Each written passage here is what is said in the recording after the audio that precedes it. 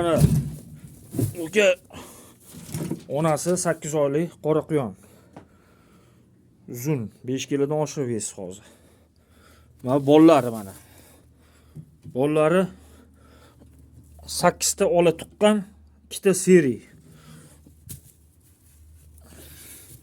2 ta seri mana. 8 ta 10 kun bo'ldi bunga bollariga.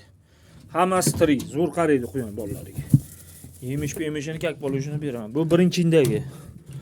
Hozir ikkinchi indagi qorani ko'rsatdim. Bu mana ham tanasi qora. Shu qorani ham tana sherigi. Bunda 9 ta tug'di, 6 ta ola bila quyon, 3 tasi seri rang. Hammasi tirik. 9 ta tug'di, 9 tasi ham tirik qolgan. Bu qora 3-sherigi. Bu 3-indagi. Bu mana. Bu ham og'ir, katta, 8 oylik quyon. Uchalasi ham tana birma-ketin tug'di. Buni bolalari 29-yanvar kuni tug'ildi. 29-fevralda 1-mart kuni 1 oylik bo'ladi mana. 8 ta bunda. Bu 8 ta tuqqan. 8 tasidan bittasi siqilib o'lib qoldi, 7 ta tirik. Mana. 7 ta bolalar tirik, o'sha chiqib o'ynayapti.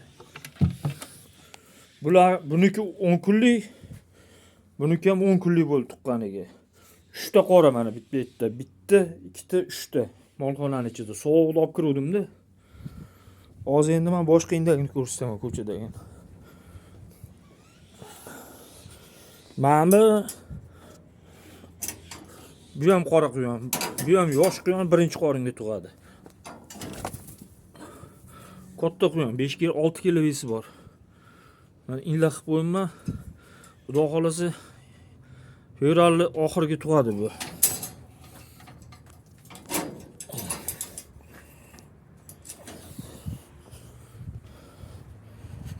Keyin mana amti bor. Seri quyon mana bo'g'az yotibdi. Flander. Bu ham 8 oylik. Mana tug'adi bu ham. Fevral oxiriga qochgan, o'sha ola biladan qochgan, o'z kursdaman.